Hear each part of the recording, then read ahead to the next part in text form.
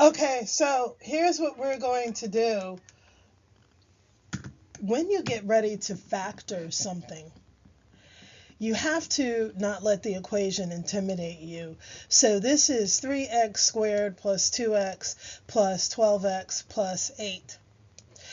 On instinct, you're probably going to try to combine that and make that 14x, but don't do that. That's wrong. You have to factor out what you have. And I want you to remember GCF, which some people get confused with LCM. And I don't care which one you think, as long as you just remember you take out the term of the highest. Uh, when you get ready to combine these, because you have a plus sign in almost every part of the fraction, you can group them. And so when you group this 3x squared plus this 2x, and then you group this 12x plus this 8, you now can come down and see what's happening here. You can't factor out the 3 because 3 divided into 2 gives you 1.5, and you need a whole number. Otherwise, it's not divisible. So you take out the x. And when you put this x here, this makes this x a 1, which I've shown here. So this becomes x plus 3x, and then this here, this x is taken over here. So this x here too, and you have an x here, x here. So remember, you add powers. You add powers. And when you divide, you subtract powers. When you multiply, you add powers. Okay, so, and this is where this gets complex. So if this is giving you trouble, that's nothing new. But as long as you have x squared, you take 1x here, 1x here, and then this x is gone, so it becomes a 2. Now, you do the same thing here. Your greatest common factor that goes into both is 4, because 8 cannot be divided into 12, and you get a whole number. If you take 8 into 12, you are going to get like 1, 8 times 1 is 8. You put a decimal here, and you bring a 0 down, you're going to get 1.5. Okay, so, and we don't want that. Okay, so you take the 4 out from here and take the 4 out from here, and when you take the 4 and put it here, that leaves you with 3, because 4 times 3 equals 12. And 2 times 4 equals 8. Now, you have x times, remember this bracket makes it times, 3x plus 2 plus 4 times 3x plus 2. And see how you have 3x plus 2, 3x plus 2? You now have a factoring term. But guess what? Because you have a factoring term, you can cross 1 out. So you cancel this one out, and then you take this guy over here, and you put him with this guy here, but because you have a plus sign, you have to say plus. So it's x plus 4, and then you already had 3x plus 2. How do you know if this is correct? Well, we're going to use the FOIL method. First, outer, inner, last. Sorry about that O. But this is an O, it means outer.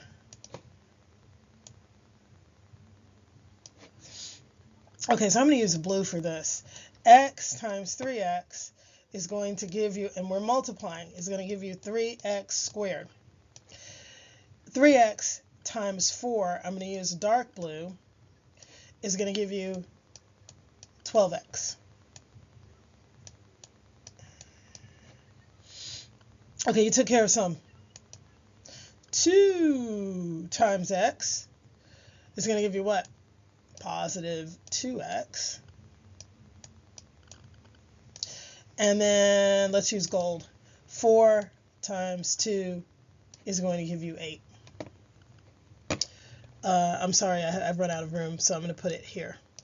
and it's goldenrod, so you can barely see it. So plus 8. So wasn't that your original equation? I'll write that again in red. Wasn't your original equation 3x squared plus 12x?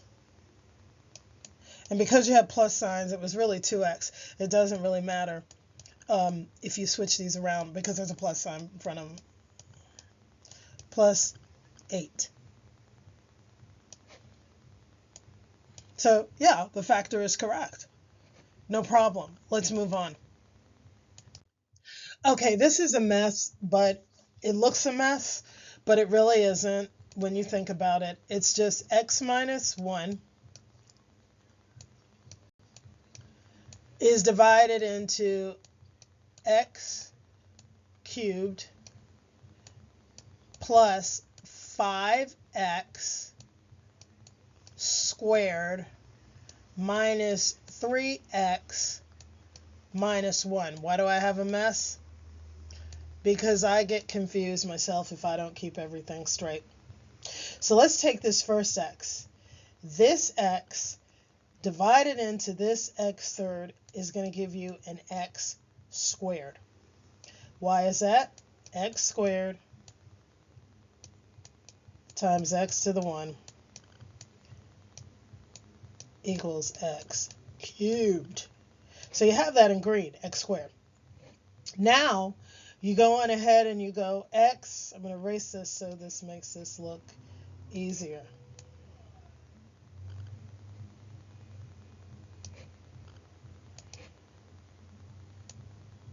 You subtract x cubed and you get 0.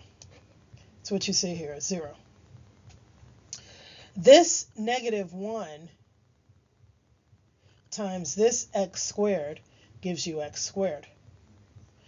This is negative. Negative, negative, negative x. This went off as a negative x, but because you have a negative here and a negative, it's positive. So I'm going to write it over here as negative 1 times x. I'm going to write it as negative 1x squared. I'm putting a 1 in front of it only because, but I want you to remember that this negative and this negative makes this a positive. So when you get ready to add it, it's 6x squared. And that's what you see here. Now, this x or this x divided into this x is going to give you plus 6x. You have to think when you're doing this. If you don't, you're going to get confused. X times 6x, remember the powers rules, gives you a 0.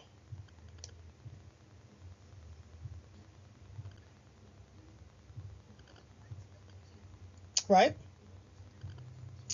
Okay. Now, negative 1 plus 6x is going to give you a negative 6x. But again, you have your power rules. Negative times a negative makes this a positive. So this becomes 3x. Now what's going on here? X into this gives you a plus 3. Negative, and I was carrying this down. Negative 1 times 3, you cannot do anything with the x's, is negative 3. But there's a negative out here, so that's a 2. That's your remainder. So you're adding, and that's what was here. This is the trickiest step. This x comes down to get this 3x, and because there's only one x here, it becomes a 3 here, and then it comes back down diagonally over here to get a 1. It's the best way I can explain it. It's confusing, it is, but it's the best way I can do it. And you know, long division isn't the easiest. It's one of the hardest things that children have trouble with. But there you have it. And I have a slide on the next slide to show you how to originally start it. Okay, try this one on your own. And remember, this is what your answer is x squared plus 6x plus 3 with a remainder of 2. Okay? And I'm going to let it play a couple of minutes so you get a chance to look at it. And just remember, you're going like this: zoom, zoom. Then you're going back, zoom, zoom. Then you're going back, zoom, zoom. Then you're going back, zoom, zoom. And then if you can, and there's a last term here, but there isn't, you just go zoom, pick up the last guy. And that's the best way that I can explain it to you. And hopefully, you can try to do some of these on your own, some of the problems that the teachers gave you, and this and that. And when you get ready to factor this back in, you're going to have to go x minus 1 and put the 2 on the outside and factor it back in as an equation.